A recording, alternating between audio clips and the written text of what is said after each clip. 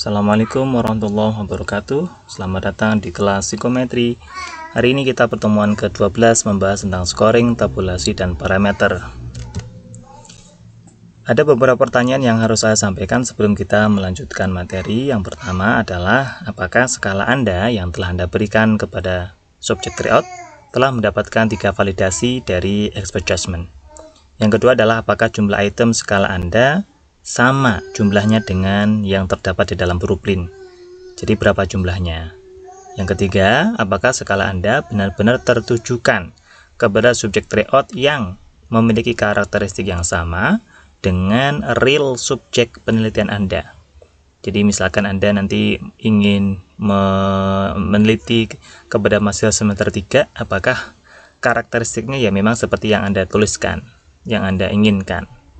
Jika dari ketiga pertanyaan ini adalah sama, atau maksud saya dari ketiga pertanyaan ini jawabannya adalah iya, maka harusnya ketika proses analisis di kemudian hari tidak akan jadi masalah. Akan tetapi kalau misalkan dari ketiga pertanyaan ini ada yang tidak jawabannya, atau misalkan jawabannya tidak iya begitu ya, mungkin nanti akan bermasalah. Oke, sekarang mari kita akan praktek memberikan kode dan scoring ya pada skala Anda, kemudian melakukan inputting data ke dalam Microsoft Excel serta menghitung total skornya. Oke, scoring data.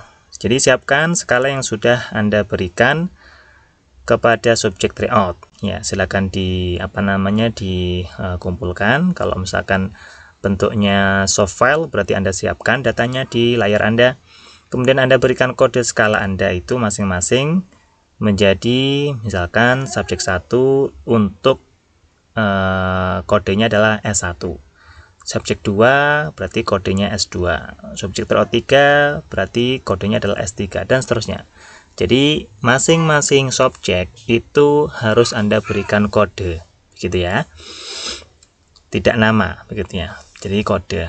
Yang ketiga adalah pastikan Anda memberi tanda dari item-item skala Anda itu, manakah item yang favorable dan mana item yang unfavorable. Kemudian yang terakhir, scoring datanya adalah kita harus memberikan skor. Ya, namanya juga scoring. Kalau misalkan Anda memiliki respon jawaban skala 5, berarti Anda boleh mengikuti tabel di bawah ini. Ya, jadi tabel ini berisi 5 respon jawaban. Jadi misalkan sangat setuju ya. Untuk favorable berarti Anda kasih skor 5. Kemudian setuju dikasih 4, netral 3, tidak setuju 2, sangat tidak setuju 1. Kemudian untuk item yang unfavorable kebalikannya, sangat setuju 1, setuju 2, netral 3, sangat tidak setuju 5, dan tidak setuju 4. Kalau bagi Anda ya yang menuliskan respon jawaban hanya 4, jadi tidak ada netralnya, berarti nilai maksimalnya 4 untuk favorable. Sangat setuju berarti 4, sangat tidak setuju 1 ya. Kemudian unfavorable sangat setuju 1, sangat tidak setuju 4. Paham ya? Jadi tergantung apakah Anda memiliki netral atau tidak. Kemudian mari kita melakukan inputting data, memasukkan data dan melakukan tabulasi.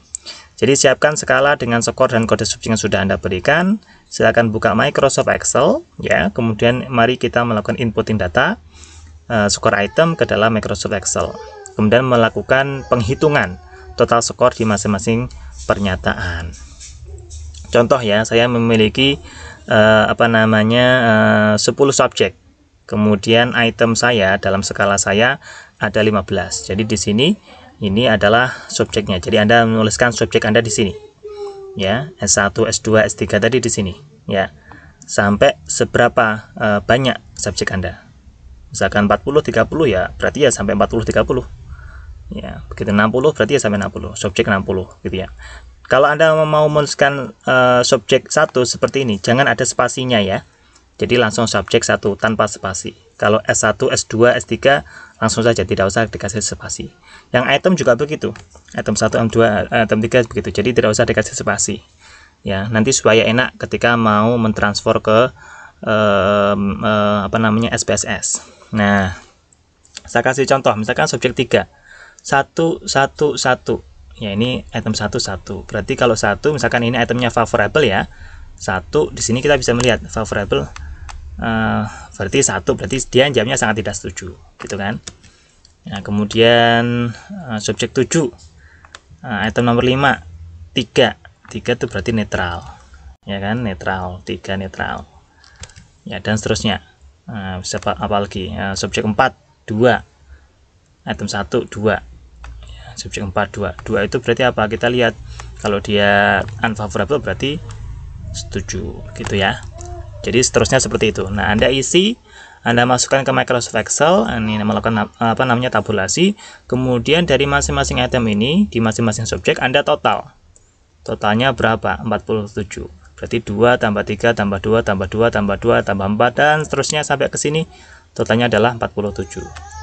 Ini juga begitu, seterusnya begini ya, 42 dan seterusnya, gitu ya.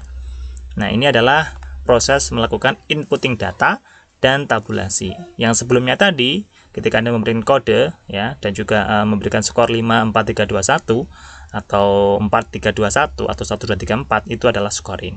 Ini namanya proses tabulasi, inputting data. Yang ini namanya proses scoring data.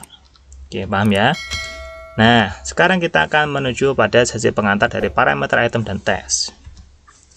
Jadi, ketika kita memiliki item dalam skala kita, itu kita ingin memiliki atau kita ingin sebenarnya menciptakan item yang mampu membedakan subjek.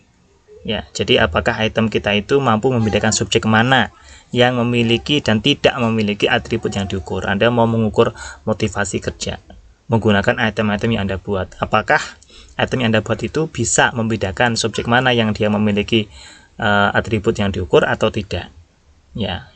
Kemudian daya beda item ini dibedakan menjadi tinggi dan rendah. Contoh, skala agresivitas berarti dia mengukur tentang agresivitas. Daya diskriminasinya tinggi, maka itu artinya item tersebut mampu menunjukkan mana subjek dengan skor X, ya, skor agresivitasnya tinggi. Begitu juga sebaliknya, kalau daya diskriminasinya, daya itemnya, daya bedanya itu rendah, berarti item tersebut tidak mampu menunjukkan ya subjek dengan agresivitas yang tinggi. Paham ya?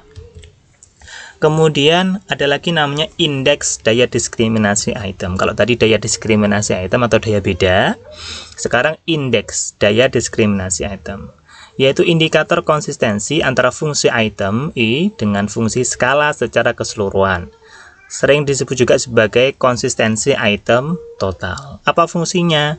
Sebagai dasar untuk menyeleksi item. Jadi memilih item mana yang konsisten, yang selaras sesuai dengan fungsi ukur dari konstruk skala yang Anda buat ya. Jadi ini indeks daya diskriminasi ini nanti lebih ke secara keseluruhannya yang dilihat ya. Kalau daya beda tadi per item, tapi kalau indeks diskriminasi ini secara total, secara keseluruhan, begitu. Nah, pengujian daya diskriminasi item itu ya dilakukan dengan cara menghitung koefisien korelasi antar item dengan total skor item atau skor skala, yang mana nanti akan menghasilkan apa namanya koefisien korelasi item total yang dilogokan dengan logo RIX. Oke, yang mana korelasi item total ini nanti skornya pasti berkisar antara -1 sampai dengan 1 ya, -1 sampai dengan 1. Kemudian dalam SPSS kita menggunakan percent product moment ya. Nah, ini nanti dulu, yang penting Anda sudah menginstal dulu software SPSS-nya. Nah, ini adalah acuannya. Kalau nilai RIX ya, nilai korelasi item totalnya tinggi, maka itu berarti angka positif 1 ya. Maka indeks daya bedanya besar. Tapi kalau rendah mendekati 0 atau mendekati 0 ya, rendah atau mendekati 0, maka indeks daya bedanya, daya diskriminasinya kecil. Nah, kalau negatif, nah ini, maka pasti ada catatan serius. Jadi, ini yang harus Anda perhatikan, berapakah nilai dari korelasi item totalnya, RIX-nya berapa. Ya, dia berkisar antara -1 sampai dengan 1. Kalau 1, ya, mendekati angka 1 berarti besar. Kalau mendekati angka 0 berarti kecil. Kalau minus berarti ada catatan serius. Oke, present product moment ya. Diingat-ingat nanti kalau di SPSS kita menggunakan apa namanya uji present product moment. Oke, sekarang tabulasi ke dalam SPSS. Silakan dibuka Microsoft Excel yang tadi dan juga SPSS. Saya sudah memberikan contoh ya, sudah memberikan contoh datanya di SPSS. Jadi bisa Anda buka SPSS-nya itu data latihan.sav. Nah, Anda perhatikan pada variable view ya, tulis item 1, item 2, item 3 dan seterusnya, dan juga total skor, tidak spasi, tidak ada spasi ya. Kemudian input data atau copy skor saja di skornya saja ya, bukan apa semuanya ya, skornya saja di Microsoft Excel dan paste di data view SPSS. Kemudian isi values di item mana favorable score dan mana unfavorable score. Oke, nanti tampilannya seperti ini kan? Ya, ini adalah variable view. Jadi di sini ada item 1 yang tadi, item 1, 2 dan 3 dan seterusnya. Kemudian yang ini, yang seterusnya, ini adalah angka-angkanya saja, skor-skornya saja. Jadi yang di copy adalah skor-skornya saja. Oke, skor-skornya saja. Tapi sebelum ke data view, Anda harus ke variable view dulu. Ya, ditulis item 1, item 2 dan seterusnya. Kemudian yang paling akhir Anda tulis skor total. Kalau Anda punya item, jumlah skala Anda, itemnya ada 60 pernyataan, berarti ya itemnya sampai 60 pernyataan. Nanti paling terakhir total skor tanpa ada spasi. Oke, kemudian Anda balik ke mana? Balik ke data view, Anda copy saja. Di copy angka-angkanya yang dari Excel tadi. Copy sampai total skor juga di copy. Ya, yang subjek gimana Pak? Subjek tinggalkan. Pokok Anda sudah mau copy semuanya, nanti subjek akan otomatis. Kalau seperti ini berarti saya punya subjek berapa? 10 ya kan? 10 otomatis. Diketahui ada 10 subjek. Begitu ya. Nah, kemudian kita akan masuk kepada yang mana? Ini. Value ini untuk menentukan mana yang favorable dan unfavorable ya. Jadi menentukannya seperti ini ya. Jadi isi values di item mana favorable score dan mana unfavorable score. Jadi kalau misalkan untuk favorable score ya 1 sangat tidak sesuai ya kan, favorable sangat tidak sesuai, 2 tidak sesuai, neutral 3 ya dan seterusnya. Ditulis ya angka 1, diketik angka 1, labelnya apa ditulis, kemudian nanti oke, atau add ya, add, begitu. Yang untuk unfavorable juga sama, ya, cuma dibalik saja. Kalau favorable 1 berarti sangat tidak sesuai, kalau unfavorable 1 berarti sangat sesuai, begitu ya. Nanti di add, ya, bisa di remove kalau nggak salah ya. Kemudian oke. Nah, nanti jadinya seperti ini. Oke, item 1 sangat tidak sesuai, 1 sangat sesuai. Ini akan ketahuan mana yang favorable dan unfavorable. Oke, yang di sini bagaimana Pak? Dibiarkan saja. 8, 0 ini biarkan saja. Ini scale semua punya Anda, bukan scale, diganti scale juga boleh, nggak diganti juga nggak apa-apa. Gitu ya. Kolom 4 ini dibiarkan juga nggak apa-apa. Gitu ya. Yang penting Anda fokusnya di values dan item ini. Oke, begitu ya. Oke, ini tadi juga begitu ya. Nggak usah diotak-atik lagi. Kalau misalkan Anda mau, ini kok nggak kelihatan ya, dibenerin dikit boleh. Nggak masalah itu, nggak pengaruh kok. Oke, nah sekarang kita akan latihan dulu ya, menggunakan data latihan.sav yang sudah saya upload. Silakan dibuka menggunakan software SPSS ya. Ketika silakan dibuka. Hari ini nggak usah mulu-mulu, kita fokusnya hanya untuk scoring ya, dan juga inputting data ke Microsoft Excel dan juga apa? Ke SPSS, latihan memberikan kode mana yang favorable dan unfavorable serta mentransformasi data dari Excel ke SPSS gitu ya. Contohnya seperti data latihan yang telah saya upload gitu ya.